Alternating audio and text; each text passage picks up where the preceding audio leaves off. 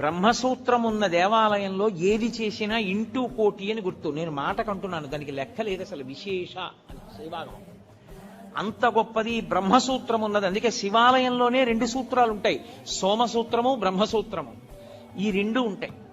శివాలయం ఒక్కదానికే ఒక విశేషం ఉంటుంది. శివాలయంలో పరమేశ్వరుడు చెట్టు రూపంలో ఉంటాడు ఒక్కొక్క చోట. ఇక్కడ మారేడు చెట్టు కాశీ నుంచి తెచ్చి వేశారు అంటారు. అది ఎవరు వేశారండి? అది ఒక్కొక్క చోట పరమశివుడు, దేవాలయంలో ఉన్నటువంటి పరమేశ్వరుడు బయటికి వచ్చి చెట్టు రూపంలో నిలబడతాడు, కదులుతూ ఉంటాడు. మీరు పరమశివుడిని ఇలా ముట్టుకోవడం మీకు సాధ్యం కాదు, సంభవం కాదు, ముట్టుకోలేరు.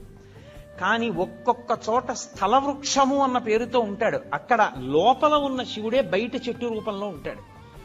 నేను మీకు ఉదాహరణ చెప్పాలంటే, కాంచీపురం ఏకాంబరేశ్వర దేవస్థానంలో మామిడి చెట్టు రూపంలో ఉంటాడు. లోపల శివలింగం ఎంత గొప్పదో పృథివీలింగం చెట్టు అంత గొప్పది. అలాగే వైదీశ్వరం వేప చెట్టు రూపంలో ఉంటాడు. ఎందుకంటే అక్కడ పేరే వైదీశ్వరం. ఆయన రోగ నివారణ చేస్తూ ఉంటాడు. రోగ నివారణ చెయ్యడానికి యోగ్యం వేప చెట్టు. అమ్మవారు అనుగ్రహించింది. 365 రోజులలోనూ అన్నిటిలోకి భయంకరమైనటువంటిది, అత్యంత ప్రమాదకరమైనటువంటి యమదంస్ట్రలు అంటారు. యముని యొక్క 2 కోరలుగా వర్ణింపబడినవి 2 ఋతువులు. ఒకటి శరదృతువు, 2 వసంత ఋతువు. ఈ 2 ఋతువులు అత్యంత ప్రమాదకారులు. చాలా మంది ఈ ఋతువుల్లోనే పడిపోతారు కనుక అమ్మవారు ఏం చేసిందంటే, కొత్త సంవత్సరం చైత్రం ప్రారంభమై వసంత ఋతువు రాగానే పసిబిడ్డల దగ్గర నుంచి వృద్ధుల వరకు కాపాడడానికి అమ్మవారే అనుగ్రహ రూపంలో వేప చెట్టుకి పువ్వుగా వస్తుంది. అందుకే వేప పువ్వుని తెచ్చి ప్రసాదంలో వేసుకు తింటారు కొత్త సంవత్సరం రాగానే. కారణం అది. ఆవిడ రోగ నిరోధక శక్తినిచ్చి మృత్యుదంష్ట నుండి పైకెత్తుతుంది. శారదా నవరాత్రులు చేసిన, వసంత నవరాత్రులకి ముందు చైత్ర శుక్ల పాడ్యమి నాడు ఈ ప్రసాదం తీసుకున్నా పరదేవతానుగ్రహం కలగడానికి కారణం ఏదో ఛాందసత్వంతో ఉతినే వేప పువ్వు వచ్చిందని పెట్టడం కాదు. అమ్మవారు ప్రతిజ్ఞ చేసింది, నేను అలా వస్తాను, నన్ను మీరు ప్రసాదంగా స్వీకరించండి అని చెప్పింది. కాబట్టి ఒక్క శివాలయానికే బ్రహ్మసూత్రము, సోమసూత్రము, స్థల వృక్షము. మీకు కంచిలో లోపల ఉన్న పృథివీలింగం ఎటువంటిదో బయట ఉన్న మామిడి చెట్టంత గొప్పది. మీకు అలాగే వైదీశ్వరంలో ఆయన రోగ నివారక స్వరూపంతో ఉంటాడు. అది అంగారక క్షేత్రం. అక్కడ విశేషమైన శక్తి కుజుడికి.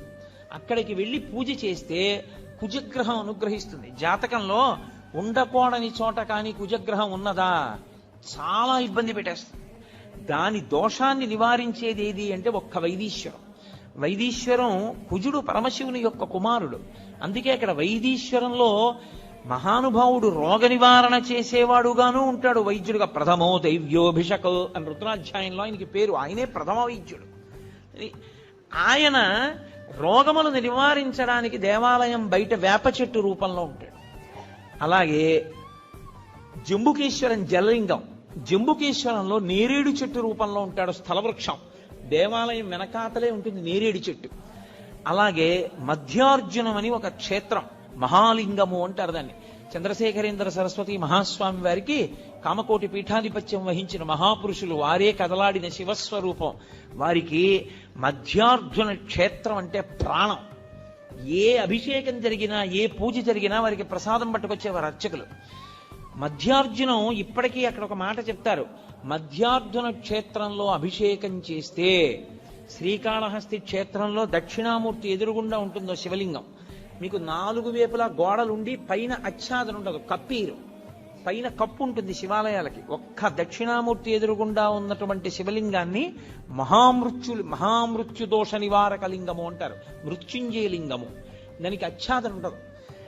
అంతటా క్షామం వచ్చేసి ఇంకా తినడానికి తిండి లేక పశువులు కూడా చచ్చిపోతే అప్పుడు ఏం చేస్తారంటే 4 గోడల మీద అర్చకులు నిలబడతారు.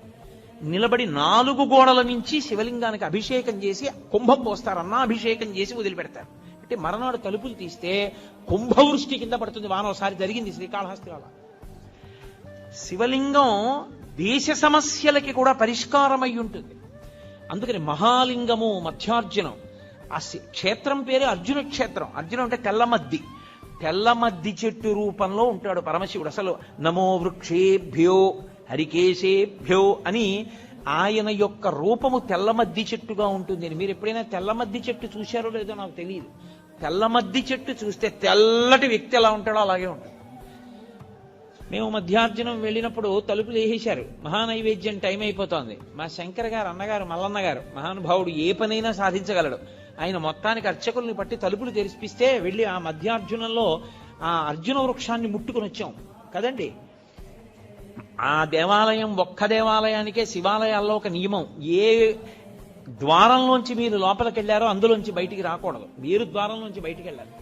పాపాలన్నీ బయట నించుంటాయి, ఎక్కడ పట్టుకుంటాయో అని, మళ్ళీ వస్తాడని. ఇంకో ద్వారంలోంచి వెడితే పాపం అక్కడతో పోతుంది. మధ్యార్జునం అంత గొప్పది. మధ్యార్జునం గొప్పతనం ఎక్కడుందో తెలుసా? శైవాగమం ఎలా చెప్పిందో ఆ ఆలయానికి ఉపాలయాలుగా అన్ని ఆలయాలు అలా వెలిసాయి. ఒక శివాలయానికి ఈశాన్యంలో ఏదో నటరాజస్వామి ఉండాలి, లేకపోతే కాలభైరవుడు ఉండాలి, పశ్చిమాన సుబ్రహ్మణ్యుడు ఉండాలి, నైరుతి విఘ్నేశ్వరుడు ఉండాలి, అలాగే ఉత్తరాన చండీశ్వరుడు ఉండాలి. ఎలా శైవాగమం చెప్పిందో మధ్యార్జున క్షేత్రానికి అన్ని దిక్కులా అలా వచ్చాయి దేవాలయాలు. అందుకని అసలు దాని చుట్టూ ఉన్న దేవాలయాలు ఉపాలయాలై ఈ లింగం మహాలింగం అయింది. అందుకని దానికి ఆ లింగాన్ని అన్ని శివాలయాల్లో ఉన్న శివలింగానికి మహాలింగం అంటారు. కానీ ప్రత్యేకించి మధ్యార్జున క్షేత్రంలో ఉన్న శివలింగానికి ఒక్కదానికే ఒక ప్రత్యేకమైన పేరు, మహాలింగం అనే పిలుస్తారు. ఎంత ప్రీతో చెప్పలేను పరమాచార్య స్వామి వారికి. అక్కడే ఉండే ఏమి నంది, మీరు ఇలా తలెత్తి చూడాలి, అలా ఉంటాడు నందీశ్వరుడు.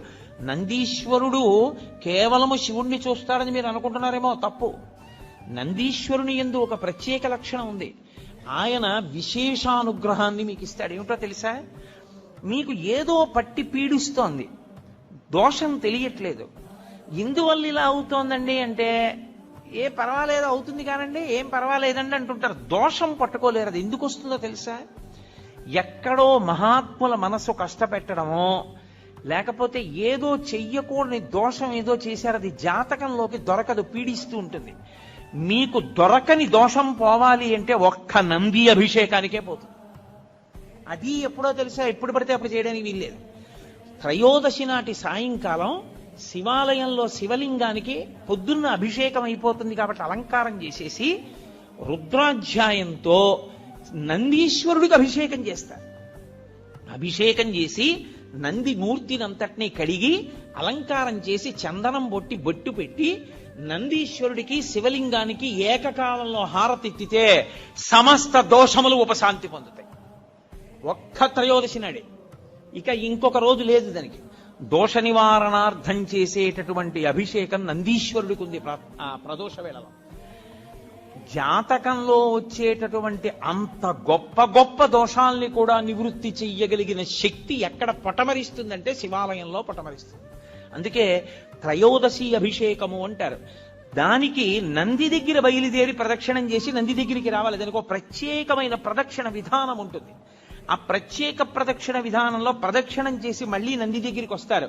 దాన్ని నంది నమస్కారము అని పిలుస్తారు. దాని చేత శివానుగ్రహం పరిపూర్ణంగా కలుగుతుంది. తత్తీర్థం తల మీద చల్లితే చాలు. ఎప్పుడైనా జరిగిందా ఇక్కడ నందికి అభిషేకం? త్రయోదశి నాడు దోష నివారణార్థ శివాభిషేకము అని చేస్తారు. హరిప్రసాద్ గారి చెవిలో పడింది కాబట్టి అయిపోయినట్టే. అలాగే శివాలయంలో ప్రతిరోజు అభిషేకం చేస్తారు. కానీ అసలు యథార్థమునకు పరమేశ్వరుడికి అత్యంత శక్తివంతమైన అభిషేకం జరిగేది ఎప్పుడో తెలుసా? మనం మహాశివరాత్రి మాస శివరాత్రి చేస్తాం, మంచిదే. కానీ అసలు నిజానికి పరమేశ్వరాభిషేకమునకు ఒక భక్తుడు వచ్చి సంవత్సరంలో తరించిపోయే అభిషేకం ఎప్పుడు అంటే మార్గశీర్ష మాసంలో వచ్చే ఆర్ద్ర నక్షత్రంలో తెల్లవారుజామున చెయ్యాలి. చిదంబరంలో నటరాజస్వామికి చిదంబరంలో మోక్షలింగము అని శంకరాచార్యులు వారు పరమశివుడి దగ్గర నుంచి 5 లింగాలు తీసుకొచ్చారు. ఆ 5 లింగాల్లో ఒక లింగమే ఇప్పటికీ శృంగేరిలో ఉంది. శృంగేరిలో ఉండి భోగలింగం అన్న పేరుతో అభిషేకం చేయబడుతోంది. కంచిలో ఉన్నది యోగలింగం, చిదంబరంలో ఉన్నది మోక్షలింగం. చిదంబరంలో ఉన్న మోక్షలింగానికి ఆర్ద్రాభిషేకము అని ప్రత్యేకం చేస్తారు. అసలు నిజానికి దానితో కలుపుకుంటూ ప్రతి శివాలయంలో మార్గశీర్ష మాస ఆర్ద్ర నక్షత్రం నాడు తెల్లవారుజామున 3-4 మధ్యలో చెయ్యాలి అభిషేకం. దేవాలయాన్ని మంగళవాయిద్యాలతో పరమేశ్వరుణ్ణి మేల్కొల్పి ఉత్సవమూర్తుల్ని తీసుకొచ్చేసి గబగబా ఆలయాన్నంతటినీ శుద్ధి చేసుకోవడం అంటే సిద్ధం చేసుకుని పరమేశ్వరుడికి అభిషేకం చేస్తారు. గడ గడ గడ గడ గడ గడ వణికిపోతుంటారు. అందులో ఆర్ద్ర నక్షత్రం ఉంటుంది ఆ రోజున. ఆర్ద్ర అంటేనే తడి. దీని మీద ఒక విషయం చెప్తుంటారు. శివ, నీకు ఇదేం పిచ్చయ్యా, మార్గశీర్ష మాసం అంటేనే ఊహూయ నివడక లోకముర్వీనాథ అని లోకం అంతా వణికిపోతుంటుంది. అంత వణికిపోయే సమయంలో తెల్లవారుజామున 3:30-4 మధ్యలో ఎవడైనా నెత్తి మీద అన్ని కడవల నీళ్లు పోసుకుంటాడా? ఎందుకన్ని చన్నీళ్లు పోసుకుంటావు అంటే ఒక చమత్కారంగా ఒక గడుసు కవి దానికి ఒక పెద్ద అర్థం చెప్పాడు. ఎందుకలా ఆయన ఆర్ద్రాభిషేకం చేసుకుంటాడు అన్నదానికి. ఆయన మౌళే గంగా శశాంకౌ, ఈశ్వర మీకు తల మీద గంగుంది, ఒక పక్క చంద్రుడు ఉన్నాడు, ఇద్దరూ చల్లటి వాళ్లే, చల్లగా ఉంటారు ఇద్దరు తలమించి జారుతూ. పోన్లే తలమించి జారుతూ చల్లగా ఉన్నా ఏదో కింద వెచ్చగా ఉంటుంది ఒళ్ళు అనుకుందామా. పార్శ్వే వామే దయార్ద్ర హిమగిరి దుహిత, ఎడం చేతి పక్కన ఎప్పుడు లోకాల పట్ల దయ చూపించడంలో చల్లని తల్లి, పైగా హిమగిరి దుహిత మంచుకొండ కూతురు. ఆవిడ అసలే మంచుకొండ కూతురు, పైగా దయ కలిగిన తల్లి. ఎంత చల్లగా ఉంటుంది. ఆవిడేమో ఎడం భాగంలో ఉంటుంది. ఇది చాలదన్నట్టు కరచరణ తలే శీతలాంగా భుజంగా, కాళ్ళకి చేతులకి జివ్వమనేటంత చల్లగా ఉండే పావులు చుట్టుకుని ఉంటాయి. ఇంకా ఈశ్వర ఇది చాలదు మీకు, చందనం సర్వగాత్రే, ఒళ్ళంతా చల్లటి చందనం పూసుకుంటావు. ఎంత చలి. ఇది చాలలేదు నీకు. ఇది చాలలేదని మళ్ళీ మార్గశీర్ష మాసం ఆర్ద్రా నక్షత్రంలో నీకు ఇన్ని కడవలతో తెల్లవారుజామున అభిషేకమా? ఎందుకే మహానుభావ, నీకు చలి ఇట్లా. శీతం ప్రభూతం అంటే చాలా ఎక్కువ, విపరీతమైన చలి కదూ. మరి కనక సభానాథ, ఓ చిదంబరేశ్వరుడా, ఓ శివ, సోఢుంక శక్తి ఎలా భరిస్తావు అంటే చిత్తే నిర్వేదతత్వే. అర్థమైందయా? ఎప్పుడు కోరికలతో ఏడుస్తూ అలమటించిపోతూ ఎప్పుడు దుఃఖంతో ఉండి వేడిగా ఉండే నా హృదయంలో ఉన్న నీకు ఇంత చల్లటివన్నీ పెట్టినా తాపం పోవట్లేదన్నాడు. అందుకని శివా నీకు ఆర్ద్రాభిషేకం అన్నారు. సమస్త తాపోపశాంతి దేని వలన కలుగుతుందంటే ఆర్ద్రాభిషేకము చేత కలుగుతుంది. శివాలయం ఉండడం ఒకెత్తు, శివాలయాన్ని వాడుకోవడం ఒకెత్తు. శివాలయం ఉండడంతో సరిపోదు, మీకు శివాలయాన్ని వాడుకోవడం రావాలి. అలా వాడుకోవడం వస్తే అదృష్టవంతులు. శివాలయంలోకి వెడుతున్నప్పుడు చెప్పులతో దాటి లోపలికి కాని వెళ్ళాడా? అలా వెళ్ళినటువంటి ఎన్ని మార్లు శివాలయంలోకి చెప్పులతో వెళ్ళాడో లెక్క పెట్టి అన్ని మాటలు వచ్చే జన్మలలో అన్ని జన్మలు 2 కాళ్ళు చచ్చుపడిపోయిన వాడిగా పుట్టేటట్టుగా చేస్తారు. చింద్యం పాపం భవిష్యంతి అంటుంది శివాగమం. శివాలయం లోపలికి ఎట్టి పరిస్థితులలోనూ వెళ్ళకూడదు. శివాలయంలో యథార్థంగా చెప్పాలంటే పైన అంగి, లాల్చీలు, చొక్కాలు ఇవి పనికిరావు. ఉత్తరీయం తీసి నడుము కట్టుకుని వెళ్లి ప్రదక్షిణం చేసి నమస్కరించారా మహానుభావుడి యొక్క విశేషానుగ్రహం కలుగుతుంది. అందుకే శివలింగములు అంటే ధ్రువలింగములు, చరలింగములు అని 2 రకాలుగా ఉంటాయి. ధ్రువలింగము అంటే శివాలయంలో ఉండేటటువంటి శివలింగం. చరలింగము అంటే ఓ చోటు నుంచి ఓ చోటుకి తీసుకెడతారు. ఇప్పుడు శృంగేరి పీఠాధిపతులు అభిషేకం చేసే లింగాన్ని చరలింగం అంటారు. ఓ చోటు నుంచి ఓ చోటుకి పట్టుకెడుతూ ఉంటారు, చరలింగం. ఇందులో క్షణలింగములు అని కొన్ని ఉంటాయి. క్షణలింగము అంటే చందనం అటువంటి వాటితో తయారు చేస్తారు. కొద్దిసేపే ఉంచి అభిషేకం చేసి తీసేస్తారు. అన్నంతో లింగం చేస్తారు. అన్నంతో శివలింగం చేసి ఉంచే శివలింగం క్షణలింగం, కొద్దిసేపే ఉంటుంది, తర్వాత తీసేస్తారు. అసలు అన్నం దొరకడం అనేటటువంటి దానికి ఇబ్బంది కలిగితే ఉత్తర క్షణంలో దానికి ఉపశాంతి ఎక్కడా అంటే అన్నాభిషేకము చేతనే. మేము గత శారదా నవరాత్రుల్లో మా అయ్యప్ప స్వామి గుళ్ళో చేశాం. శివలింగాన్ని పెట్టి శివలింగం నిండా అన్నం ఉండి అన్నంతో అభిషేకం చేసేస్తారు. చేసేసి ఆ అన్నంతోటే శివలింగాన్ని తయారు చేస్తారు. తయారు చేసి కాయగూరలు ఉప్పు వేయకుండా ఉడికించేస్తారు. పొట్లకాయలు, గుమ్మడికాయలు, బీరకాయలు, వంకాయలు అన్ని ఉడికిస్తారు. ఉడికించి తీసేసిన కూరగాయల్ని పరమశివుడికి అలంకారాలుగా పెట్టేస్తారు. పెట్టేసి ఆ శివలింగానికి పూజ చేసి శివలింగం మీద ఉన్నటువంటిది తీసి ఓ పళ్ళెంలో పెట్టుకుని మేళతాళాలతో వెళ్ళి నీళ్లలో కలిపేస్తారు. సమస్త జలచరములు తింటాయి, సమస్త భూతములు బాగుండాలి. తర్వాత ఆ మిగిలిపోయినటువంటి శివలింగం, ఆ అన్నం, ఆ కూరలు తీసుకెళ్లి ఏ పులుసు అన్నం కింద వండేస్తారు. వండేసి అందరికీ ప్రసాదంగా ఇస్తారు. అన్నాభిషేకం చేసినటువంటి శివలింగ ప్రసాదం తింటే అన్నదోష నివృత్తి జరిగి ఆ అన్నం అంతా బాగుంటుంది. రెండు, అన్నమునకు దోషం ఉంటుంది. ఎప్పుడైనా సరే అన్నం తింటున్నప్పుడు వేరొకరు చూశారనుకోండి దోషం వస్తుంది అన్నానికి. అందుకు గోప్యంగా అన్నం తినడానికి కారణం అది. అన్నం చూస్తే చాలు దోషం వస్తుంది. అన్నం దోషం వచ్చిందనుకోండి మీకు దేవతారాధన యందు ఉపయోగించకూడదు. అన్నదోష నివృత్తి దేని వలన జరుగుతుందో తెలుసా? పంచబ్రహ్మ మంత్ర పఠనం చేత పోతుంది. పంచబ్రహ్మ మంత్ర పఠనం అంటే ఏంటో తెలుసా? పరమశివుణ్ణి 5 మంత్రాలతో పిలుస్తారు. సద్యోజాతం ప్రపద్యామి సద్యోజాతాయ వై నమో నమః, భవే భవే నాతి భవే భవస్వమాన్ భవోద్భవాయ నమః, ఓం వామదేవాయ నమో జ్యేష్ఠాయ నమః అని 5 మంత్రాలు ఉంటాయి.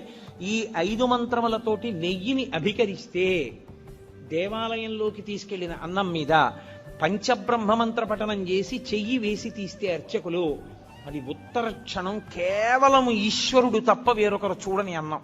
అది దేవతలకి, పితృదేవతలకి, ఈశ్వరుడికి నివేదన చేసేటప్పుడు పంచబ్రహ్మ మంత్ర పఠనం చేతనే శుద్ధి చేస్తారు.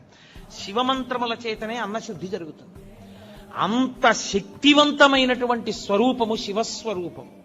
అటువంటి మహానుభావుడు ఆ శివలింగము లోకంలో 6 రకములుగా ఉంటాయి అని. శివలింగాలు కొన్ని రత్నజములు అంటారు. అంటే రత్నాలు, వజ్రాలు, వైఢూర్యాలు వీటిలోంచి శివలింగాన్ని చెక్కుతారు. అలా చెక్కితే వచ్చినటువంటి శివలింగాన్ని రత్నజము అని పిలుస్తారు. రెండవ శివలింగం లోహజము అంటారు. బంగారంతో చేయబడిన శివలింగం, వెండితో చేయబడింది, రాగితో చేయబడింది, పాదరసంతో చేయబడింది.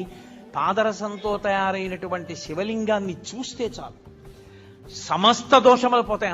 అసలు పాదరసంతో చేయబడిన శివలింగాన్ని అందరూ పట్టుకోలేరు కూడా, కనీసం పూజ కూడా చేయలేరు, అంత శక్తివంతం. మీకు ఒక్క అలహాబాద్ త్రివేణి సంగమంలో ఉంది దేవాలయంలో, లలితాపరా భట్టారికా దేవాలయంలో పాదరసలింగం ఉంది. ఇంత పెద్ద పాదరసంతో ఉంటుంది. మీరు ఎవరైనా చూశారో లేదో నాకు తెలియదు. కాబట్టి అటువంటి వాటిని లోహజలింగములు అని పిలుస్తారు. మూడవది సైకతలింగము అంటారు. అంటే పృథివీలింగం తయారు చేశారు అంటారు. అప్పటికి ప్రయోజనాన్ని నెరవేర్చడానికి మట్టితో, ఇసుకతో తయారు చేస్తారు. అలా తయారు చేసిన శివలింగం సైకతలింగము అంటారు. శైలజము, శైలజము అంటే రాతితో చెక్కిన శివలింగం శైలజలింగము అంటారు. 5వది మృణ్మయలింగము. మృణ్మయము అంటే మట్టితో తయారు చేసుకున్నటువంటి శివలింగాలు. 6వది బాణలింగము అంటారు.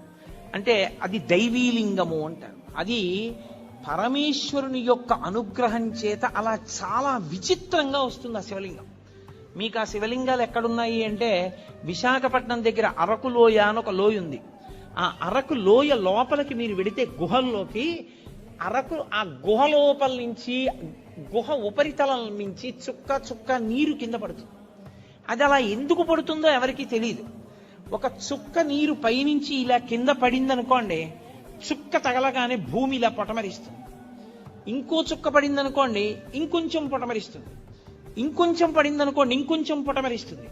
అలా చుక్క పడినప్పుడల్లా భూమి ఇలా పైకి లేస్తుంది. అది నేను చెప్పినంత కనపడదు మీకు, వెంట్రుక వాసి లేస్తూ ఉంటుంది భూమి. అది కొన్ని సంవత్సరములు అయ్యేటప్పటికీ ఆ నీటి చుక్క పడుతూ ఇది లేస్తూ ఇది పైకి లేచి ఉపరితలాన్ని అంటుకుంటుంది. అలా పైకి లేచినటువంటి లింగములను దైవీ లింగములు అని పిలుస్తారు. అవి పరమేశ్వరుని యొక్క అనుగ్రహం చేత ప్రకృతిలో ఏర్పడుతుంటాయి. అలా ఏర్పడేటటువంటి శివలింగములు అవి అద్భుతమైనటువంటి శివలింగాలు. ప్రతిష్టా స్వరూపంలోకి కూడా వాటిని తీసుకుంటారు. తీసుకుని దారుజలింగములు అని ఒకటి కొయ్యతో చేస్తారు. కొయ్యతో చేసిన లింగాన్ని దారుజలింగము అంటారు. ఇక ఇవి శివలింగాలైతే ప్రతిష్టా కల్పమును అనుష్ఠించి మీకు ఒక శివలింగం దగ్గర చేసినటువంటి ఆరాధన కన్నా ఇంకొక శివలింగం దగ్గర చేసిన ఆరాధన మిక్కుట ఫలితాన్ని ఇస్తుంది. ఇందులో ఒక్కొక్క దానికన్నా ఒక్కొక్క దాని శక్తి దేని వల్ల మారుతుంది అంటే మొట్టమొదటిది స్వయంభూలింగము అంటారు. స్వయంభూ అంటే తనంత తాను వచ్చినటువంటి శివలింగం.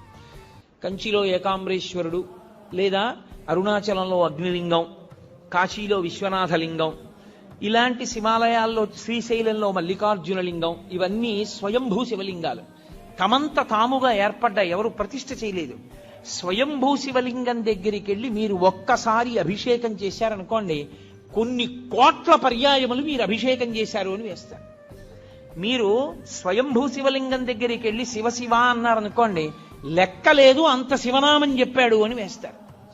స్వయంభూలింగం దగ్గర మీరు ఏది చేసినా దానికి వచ్చేటటువంటి ఫలితమును చెప్పుట సాధ్యము కాదు. అది స్వయంభూలింగం. ఇక రెండవది దైవీలింగములు అంటారంటే దేవతలే వచ్చి ప్రతిష్ఠ చేస్తారు. మీకు ఈ పక్కనే ఉందిగా అమరేశ్వరం, అది సాక్షాత్తుగా ఇంద్రుడు ప్రతిష్ఠ చేశాడు. అలా దేవతలు ప్రతిష్ఠ చేసినటువంటి శివాలయం అయితే అది దివ్యలింగములు అని పిలుస్తారు. ఇక మూడవది ఆర్షలింగములు అంటారు. ఆర్షలింగములు అంటే ఋషులు ప్రతిష్ఠ చేసినవి. ఋషులు ప్రతిష్ఠ చేసిన శివాలయం దగ్గరికి వెళ్ళి, శివలింగం దగ్గరికి వెళ్ళి మీరు ఏదైనా ఓ పూజ చేశారనుకోండి, 1,00,000 మార్లు చేసినట్లు మీ ఖాతాలో వేస్తారు.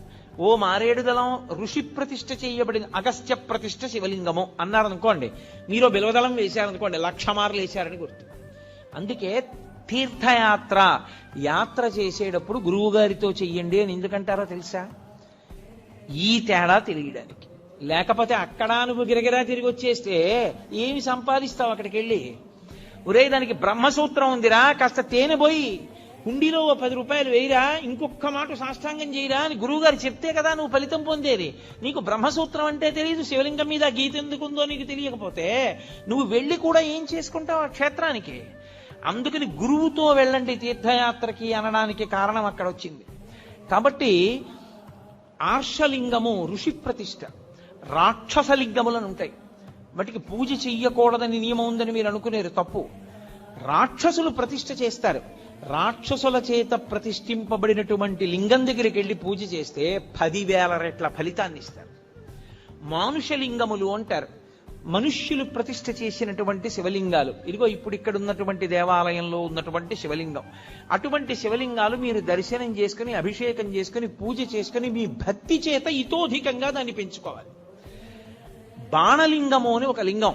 బాణలింగము నర్మదా నది ప్రవాహమునందు నీటి ఉరిపిడికి రాళ్లు శివలింగాలుగా మారుతాయి. వాటిని బాణం అంటారు. అసలు నిజంగా పంచాయతనంలో బాణమే ఉండాలి. కాబట్టి బాణలింగము అంటారు. ఆ బాణలింగం సృష్టిలో తనంత తానుగా నీటి ఉరిపిడికి వస్తుంది. అలాగే చిట్ట చివర వచ్చేటటువంటిది దైవీలింగము. ఇందాక నేను మీతో మనవి చేశానే, అరకు లోయలో పడితే వస్తుంటుంది శివలింగం అని. అలా వచ్చినటువంటి శివలింగాలు. శివలింగాలు ఇన్ని రకాలుగా వస్తాయి. కారణం ఏంటంటే కేవలము మనుష్యుల్ని ఉద్ధరించుట కొరకు. మీరు ఒక శివలింగం దగ్గరికి వెళ్ళి చేసినటువంటి ఉపాసన మీకు అంత శక్తినిస్తుంది. అందుకే ప్రత్యేకంగా కోరి కోరి కోరి కోరి వెడతారు తీర్థయాత్ర. వెళ్ళి అక్కడక్కడ ఉండేటటువంటి శివలింగాల్ని దర్శనం చేసుకుని తిరిగి వస్తుంటారు. కారణమేమి అంటే ఇదే ప్రధానమైనటువంటి కారణం. ఒక చోటుకి వెళ్ళి మీరు చేసినటువంటి ఫలితానికి, వేరొక చోటుకి వెళ్ళి మీరు చేసిన ఫలితానికి చాలా తేడా వచ్చేస్తుంది. దేవాలయమునందు ప్రవేశమునకు అందుకే మీకు ఇంత అనుగ్రహాన్ని కట్టపెట్టేస్తుంది. కాబట్టే దర్శన విధి అని ఒక పాఠం.